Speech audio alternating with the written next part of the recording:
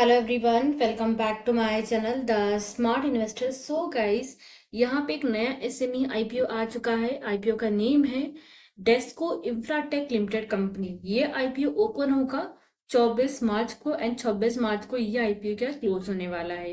IPO के बारे में क्या डिस्कस करेंगे मैं आपको बता देती हूँ। कंपनी का प्रोफाइल, आईपीओ के डिटेल्स, आईपीओ के टाइमलाइन, आईपीओ के लॉट साइज, रिजर्वेशन कंपनी के करंटली बीस में क्या रखे गए हैं, मतलब रिटेल्स के लिए एचएनआई एंड क्यूआईबी पोर्शन के लिए वो चीज देखेंगे। जीएमपी करंटली क्या चल रहा है, प्रीवियस ईयर कंपनी के परफॉर्मेंस एंड आगे कितना इसका रिटर्न एंड प्रॉफिट निकल सकता है वो चीज देखेंगे। साथ में प्रॉफिट पर लॉट कितना हो सकता है ये एसएमई आईपी में अप्लाई करने से, वो चीज क्या देखेंगे हम आज की वीडियो में। सो इफ अगर आप मेरे चैनल पर नए हैं तो हो सकेगा तो मेरे चैनल को आप सब्सक्राइब जरूर कर दीजिएगा, साथ में हिट दी बेल आइकन। अब चित्तौड़गढ़ की वेबसाइट पे जाएंगे तो इजीली आपको सारा इन्फॉर्मेशन वहां पे क्या देखने को मिल जाएगा। अगर आप देखेंगे तो कंपनी जो है जनवरी 2011 में कंपनी का इनकॉर्पोरेशन हुआ है। डेस्को इंफ्राटेक लिमिटेड जो फिजिकल कंपनी, ये कंपनी एक इंफ्रास्ट्रक्चर कंपनी जहाँ पे कंपनी का मेन फोकस होता है इंजीनियरिंग, प्लानिंग एंड कंस्ट्रक्शन में।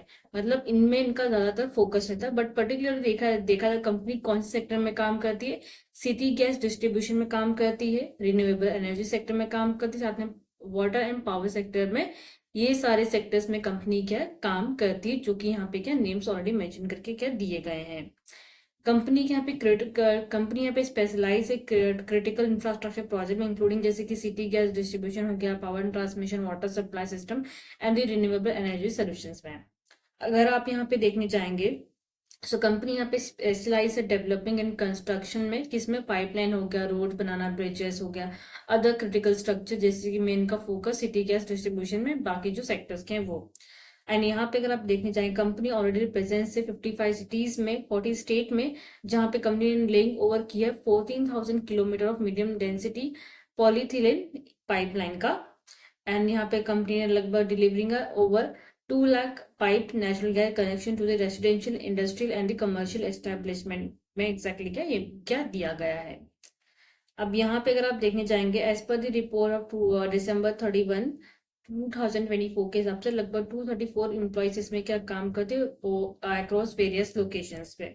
कंपनी के कुछ स्ट्रेंथ दिए गए जो कि आप रेड आउट कर सकते हो।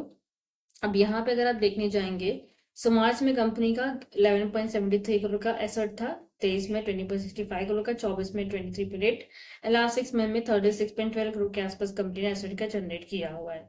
रेवेन्यू की बात करने जाएंगे 22 में कंपनी का जो रेवेन्यू था 9.92 करोड़ का था। देन यहाँ पे हमको थोड़ा बहुत बढ़ता हुआ देखने को मिला, लगभग पकड़ लीजिए थोड़ा बड़ा है। 23 में कितना 29.28% का कंपनी का रेवेन्यू बढ़ा एंड 24 में 28.49, लगभग 23 एंड 24 का अगर आप कंपनी का रेवेन्यू देखने जाएंगे सो ज्यादा नहीं, थोड़ा बहुत पॉइंटर्स में कंपनी का रेवेन्यू हमको यहाँ पे क्या बढ़ता हुआ देखने को मिला है। एंड लास्ट 6 मंथ में कंपनी ने 22.75 करोड़ का रेवेन्यू क्या जनरेट किया हुआ है। सो अगर आप इसको मल्टीप्लाई बाय 2 करोगे तो एक साल का पर निकलेगा। सो मल्टीप्लाई 2 करोगे सो करीबन जो है आने वाले टाइम में at the year end of March 25 में कंपनी करीबन 45.5 करोड़ के आसपास कंपनी यहाँ पे क्या रेवेन्यू क्या जनरेट करेगी। ओके, अब यहाँ पे प्रॉफिट नंबर की बात कर लेते हैं। 22 में कंपनी का प्रॉफिट था 0.83 करोड़ का, 23 में 1.83 करोड़ का डबल प्रॉफिट देखने को मिला। देन 24 में 3.46 करोड़ का, लगभग यहाँ पे भी हमको डबल ही प्रॉफिट देखने को मिला इसके बाद। देन लास्ट 3 मंथ्स में, लास्ट 6 मंथ में कंपनी ने 3.38 करोड़ कंपनी ने यहाँ पे क्या प्रॉफिट एग्जैक्टली क्या कंपनी ने जनरेट किया। सो इफ अगर आप मल्टीप्लाई बाय 2 करोगे सो आने वाले टाइम में मार्च 2025 में करीबन कंपनी 6 से 7 करोड़ के आसपास का मुनाफा करेगी। ये एग्जैक्टली क्या फिगर्स आ रहे निकल के। नेटवर्थ की बात करें कंटिन्यूसली कंपनी का नेटवर्थ बढ़ा है एंड लास्ट 6 मंथ में कंपनी का नेटवर्थ हुआ 22.67 करोड़ का।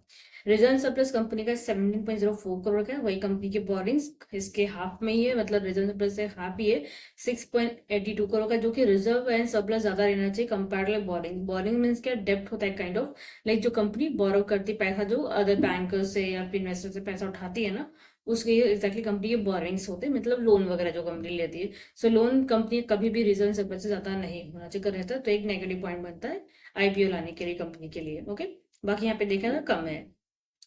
की परफॉर्मेंस इंडिकेटर की बात करेंगे, 115.40 करोड़ की कंपनी का मार्केट कैप दिया गया है।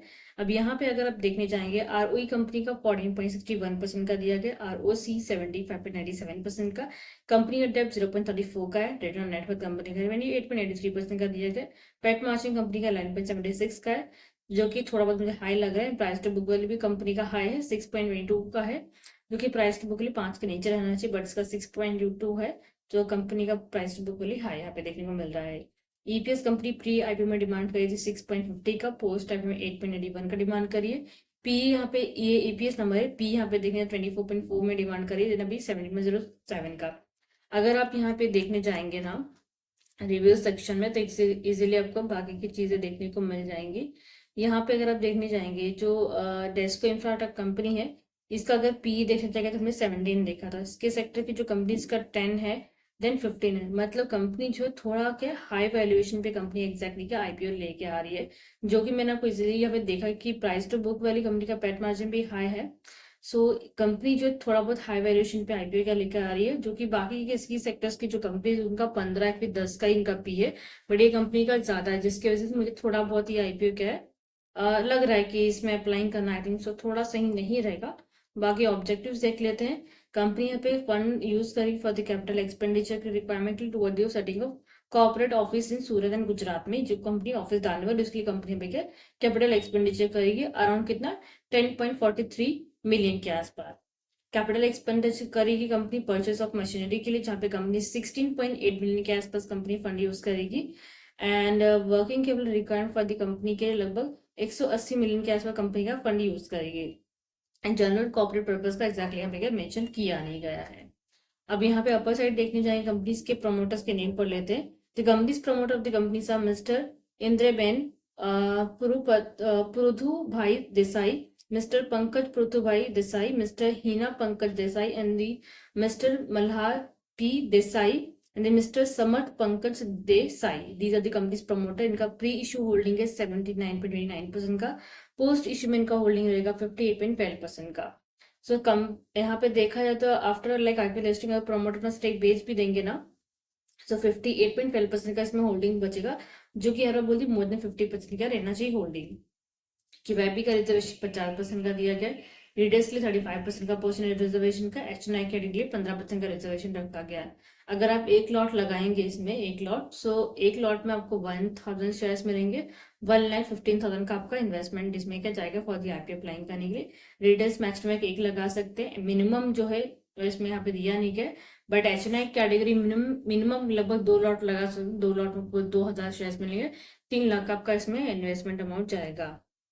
अब यहाँ पे आईपीओ की डिटेल्स की बात कर लेते हैं। आईपीओ ओपन होगा मार्च 24 को, क्लोज होगा मार्च 26 को। फेस पे 10 रुपीज पर शेयर रखा गया, 147 से लेके 150 का प्राइस बैंड रखा गया। सो 150 के प्राइस बैंड पे आपको आईपीओ क्या अप्लाई करना है। लॉट साइज 1000 शेयर है, मतलब एक लॉट में 1000 शेयर मिलेंगे। कंपनी जो लेके आ रही 30.75 करोड़ का लेकर, जो कि पूरा का पूरा फ्रेश, पूरा का पूरा पैसा कंपनी के पास जाता हमको देखने को मिलेगा। लिस्टिंग इसका बीएसई एसएमई पे होने वाला है। आईपीओ ओपन होगा मंडे मार्च 24 को, क्लोज होगा वेनेसडे मार्च 26 को। एंड अलॉटमेंट आपको थर्सडे मार्च 27 को मिलेगा। एंड इफ अगर आपको आईपीओ नहीं मिलता है मतलब, तो मार्च 28 को आपका रिफंड आ जाएगा 12 बजे के पहले। अगर लगा तो आपके डीमेट अकाउंट में शेयर क्या क्रेडिट किए जाएंगे मार्च 28 को, एंड आपके बैंक अकाउंट से पैसा क्या कट जाएगा अगर आपको आईपीओ लगता है तो। लिस्टिंग इसका अप्रैल 1 को होने वाला है, एंड मार्च 26 का इसका लास्ट डेट है। सो आपको क्या करना है ना, कि आपको ये ध्यान रखना है कि आपको 5 बजे के पहले आपको ऑटो पे का रिक्वेस्ट क्या एक्सेप्ट करना है। नेक्स्ट यहाँ पे जीएमपी की बात कर लेते हैं। जीएमपी फिलहाल इसका देखने जाएंगे, जीएमपी 0% अवेलेबल नहीं है। सो जैसे जीएमपी अवेलेबल रहेगा, सो आपको मेरे टेलीग्राम पे अपडेट मिल जाएगा, जो कि डिस्क्रिप्शन में ऑलरेडी मैंने मेंशन करके रखा हुआ है इसका लिंक, जो कि डायरेक्टली आप वहाँ पे जाके क्या फॉलो कर सकते हो। बाकी भी जितने भी आईपीओ आ रहे सब डिस्काउंट रेट पे खुल रहे हैं, मतलब नीचे साइड ओपन हो रहे हैं।